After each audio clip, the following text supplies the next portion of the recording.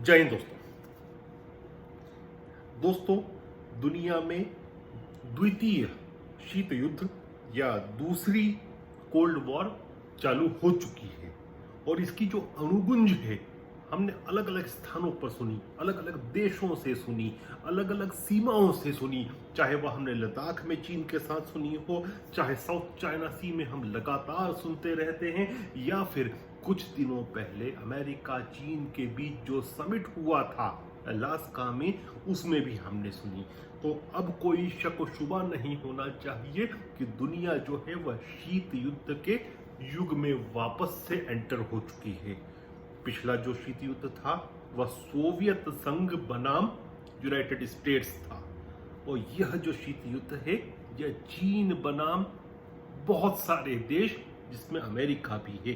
तो मैं कहूंगा America and allies versus China and allies के बीच में है, जिसमें प्रमुखता से चाइना एंड अलाइज में कोई है तो वो चाइना ही है। तो सीधे सीधे कहें तो सभ्य दुनिया बनाम चीन के बीच में एक शीत युद्ध आरंभ हो चुका है, जिसकी अणुगुंज हमको बार बार सुनाई दे रही है।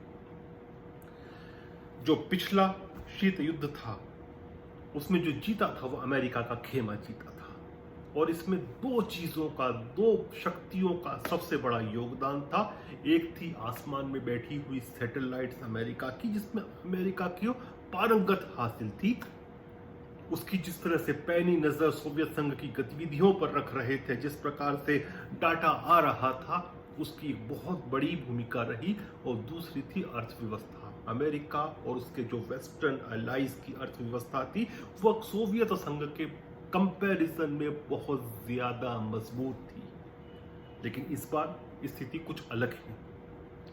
इस बार चीन विश्व की दूसरे नंबर की सबसे बड़ी अर्थव्यवस्था है और अमेरिका की प्रतिस्पर्धा में वह तेजी से आगे बढ़ रहा है। तो हो सकता है कि एक दशक के बाद यह भी स्थिति बन सकती है कि अमेरिका से बड़ी अर्थव्यवस्था चीन बन जाए। और टेक्नोलॉजी की चोरी जिस प्रकार से चीन करता है वो सब जानते हैं। तो इस बार यदि किसी को अलाय बनाना है जो चीन को हराने में सहयोगी रहे, जो चीन के खिलाफ एक हथियार की तरह काम कर सके, तो वो सबसे बड़ा जो हथियार होगा वह चीन खुद होगा। और हम बताएंगे आज आपको कि चीन खुद कैसे सबसे बड़ा हथियार बन सकता है चीन के ऊपर आघात करने के लिए और इस शीत युद्ध को समाप्त करने के लिए, चीन को खत्म करके, चीन के सिस्टम को खत्म करके। चीन की 3 ऐसी चीजें हैं जो आज के समय के वर्तमान साम्यवादी चीन के डीएनए में आ चुकी है और उससे वे बाहर नहीं निकल सकते। चाहकर भी सिस्टम उस डीएनए को अपने अंदर से निकालकर गटर में नहीं फेंक सकता। और हमें उसी डीएनए को, उसी समस्या को, चीन की उसी 3 बीमारियों को, और 3 हैं ये जो मैंने इंगित की है, जो मैंने रिसर्च की है, उसके अनुसार ऐसी 3 चीजें हैं जो चीन न बाहर निकाल सकता है और न अपने ऊपर उसके खतरे को टाल सकता है। और हमको उसी को अपना हथियार बनाना है, सभ्य समाज को हथियार बनाना है। इनमें सबसे पहला कोई है तो वह है चीनी राष्ट्रवाद। आप सोच सकते हैं कि दुनिया में हर देश का अपना राष्ट्रवाद है, तो चीन का राष्ट्रवाद चीन के लिए घातक क्यों? देखिए, आपको नहीं भूलना चाहिए कि चीन की जो सत्तारूढ़ चाइनीज कम्युनिस्ट पार्टी है उसने बहुत पहले ही डेन शाओपिंग के जमाने में ही जो ट्रेडिशनल मार्क्सवाद होता है उसको छोड़ दिया है। और जब ट्रेडिशनल मार्क्सवाद की आइडियोलॉजी को छोड़ दिया है, पूरा के पूरा सिस्टम चल रहा है आर्थिक रूप से पूंजीवाद के ऊपर, लेकिन सत्ता जो चल रही है उसका नियंत्रण साम्यवादी रूप से चल रहा है। तो आपको कुछ ना कुछ ऐसा चाहिए जिसके बल पर आप मॉरल अथॉरिटी कर सके कि हम जो कुछ भी पाप कर रहे हैं चीन की जनता के ऊपर, चीन के लोगों के राइट्स को दबाकर दुनिया भर के देशों के साथ जिस प्रकार से हम झगड़े झाटे कर रहे हैं, जिस प्रकार से हम हांगकांग में कर रहे हैं, हम शिंजियांग में मानव अधिकारों का उल्लंघन कर रहे हैं, या फिर हमारी समस्याएं सबसे हैं, हम इतनी बड़ी मिलिट्री को बढ़ाए जा रहे हैं, हम आर्टिफिशियल आइलैंड बना रहे हैं, तो इसके लिए एक मॉरल अथॉरिटी चाहिए, लेजिटिमेसी लेने की जरूरत पड़ती है। वह लेजिटिमेसी यदि चाइनीज कम्युनिस्ट पार्टी, जिसने अपनी खुद की विचारधारा से समझौता किया है, विचारधारा को कचरे के डिब्बे में डाल दिया है, लेकिन उस विचारधारा के साथ जो शक्ति आती थी उसका पूरा उपयोग कर रहे हैं, उसका पूरा आनंद ले रहे हैं, तो वो लेजिटिमेसी के लिए उपयोग हो रहा है चीन में चाइनीज नेशनलिज्म का। और चाइनीज नेशनलिज्म जो है दोस्तों दूसरों से भिन्न क्यों है? क्योंकि चाइनीज नेशनलिज्म जो है वह मानता है कि चाइना मिडिल किंगडम है दुनिया की। अब आप सोचेंगे और पूछेंगे कि मिडिल किंगडम क्या है? देखिए, जिस प्रकार से सूर्य होता है और सूर्य बड़ा विशालकाय चमकता हुआ होता है, पावरफुल होता है, तो छोटे छोटे ग्रह जो होते हैं वह चक्कर काटते हैं सूर्य को अपना केंद्र बिंदु बनाकर, चाहे पृथ्वी हो या दूसरे प्लैनेट्स हो। और इसी प्रकार से चीन मानता है कि चीन जो है वह विश्व की मिडिल किंगडम है, कि दुनिया के मध्य में है, के पावर के केंद्र बिंदु के मध्य में है, और दुनिया के जितने भी देश हैं उसकी परिक्रमा करें। यह कॉन्सेप्ट है चाइनीज राष्ट्रवाद का। और चाइनीज राष्ट्रवाद ही सबसे बड़ी कमजोरी भी बन रहा है। क्यों बन रहा है? क्योंकि इस चाइनीज राष्ट्रवाद के चलते जिस प्रकार से चाइना ने एग्रेशन दिखाया है, चाहे वो भारत के खिलाफ अभी लद्दाख में दिखाया हो, उसका फलस्वरूप क्या हुआ कि भारत जो पड़ोसी देश होने के नाते दो आंखों की शर्म रखता था, वो सीधे सीधे चीन के खिलाफ सामरिक स्तर पर काम नहीं करता था, खुल के आज क्वाड में आ चुका है। और यह किसके खिलाफ है? दुनिया जानती है, चीन के खिलाफ है। उसी प्रकार से जापान जिस प्रकार से अपने आप का मिलिटराइजेशन कर रहा है, वो क्यों कर रहा है? जिस प्रकार से चाइनीज रेजिम ने सिंकाकू आइलैंड में जापान के ऊपर अपना नेशनलिज्म थोपा है एक तरह से, और नेशनलिज्म की आड़ में, अपने नेशनलिज्म की आड़ में जापान को पर एग्रेशन दिखा रहा है। जापान अपने मिलिट्री का विस्तार करने लगा है, मिलिटराइजेशन ऑफ जापान शुरू हुआ है।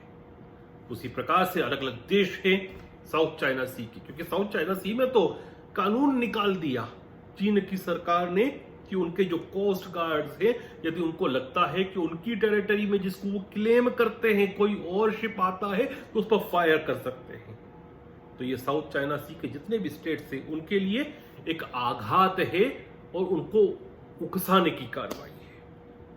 उसी प्रकार से सेम कम्युनिज्म को फॉलो करने वाला वियतनाम, चीन का जो उग्र राष्ट्रवाद चल रहा है तथाकथित रूप से, जो अपने आप को यह मिडिल किंगडम बनाने की कोशिश कर रहा है चीन, उसी वजह से वैचारिक रूप से बिल्कुल प्रतिद्वंदी अमेरिका की गोद में बैठा है। लगातार अमेरिका से संवाद हानोई का हो रहा है और चीन के खिलाफ हो रहा है।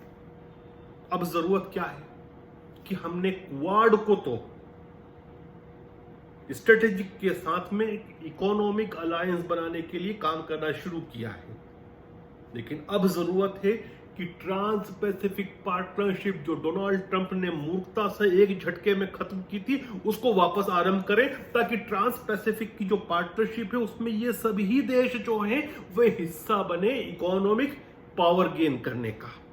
और जब ट्रांस पैसिफिक पार्टनरशिप में गुड्स का भी मूवमेंट शुरू होगा तो कहीं ना कहीं साउथ चाइना सी में चीन को चैलेंज करेगा वहां, और जब सब मिलकर चैलेंज करेंगे तो चीन के लिए एक समस्या होगी।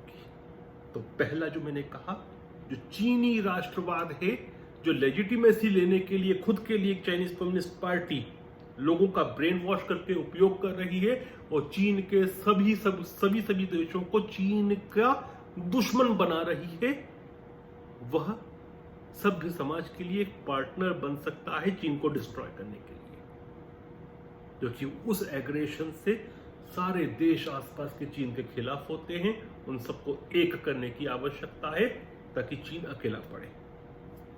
दूसरा जो हमारा पार्टनर बन सकता है वह पर्सनैलिटी कल्ट जो चीनी राष्ट्रपति शी जिनपिंग ने अपने इर्द गिर्द बुन लिया है।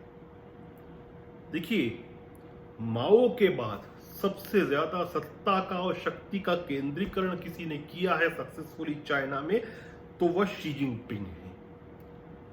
और जब सत्ता का इतना अधिक केंद्रीकरण हो जाए कि आपके खिलाफ कोई बोल भी नहीं सकता, तो आपके जितनी भी गलत निर्णय होते हैं उससे पूरा के पूरा सिस्टम प्रभावित होता है। जब आप इतना केंद्रीकरण कर लेते हैं सब चीजों का कि आपके खिलाफ जो भी बोलता है वो खत्म किया जाता है, तो आप इंटरनल डिसेंट की जो चैनल्स होती हैं किसी भी पार्टी में, उसका आप गला घोट देते हैं। तो परिणाम स्वरूप और फलस्वरूप होता क्या है? उसमें होता यह है कि जिन लोगों ने उस सिस्टम को बनाया था वो ही उसकी कब्र खोदना शुरू करते हैं। और जब वो कब्र खोदते हैं तो जो व्यक्ति सेंट्रलाइजेशन केंद्रीकरण करता है अथॉरिटी का इतनी ज्यादा, जैसे कि शी जिनपिंग कर रहे हैं आज के समय, उनके पास समाचार भी नहीं पहुंचते, क्योंकि इस प्रकार के समाचार वो सुनना नहीं चाहते। वो एक चाटुकारों की कोठरी से घिर जाते हैं जो उनकी वाहवाही करता है। अब ऐसे समय हमें क्या करना चाहिए? भारत, अमेरिका और जितने भी अलायंस हैं, वक्त पड़ने पर जो लोग शी जिनपिंग के खिलाफ है उनको असाइलम देना हो तो असाइलम दिया जाए। उनकी आवाज को मीडिया के माध्यम से पूरी दुनिया में फैलाया जाए। यह हमारा कर्तव्य है। फिर धर्म। देखिए, चीन के जो शासक है वे हमेशा ईश्वर को रेगुलेट और कंट्रोल करने की कोशिश करते हैं, चाहे वे बुद्धिस्ट जो तिब्बत में है उनको किया हो, चाहे शिनजियांग के मुस्लिम्स को किया हो, या फिर कैथोलिक चर्च को करते हो। तो इन लोगों को मॉरली बैंकरप्ट जो हो चुके हैं, अंदर ही अंदर विरोध इनके खिलाफ पनपे और ये इरिटेट होकर करें।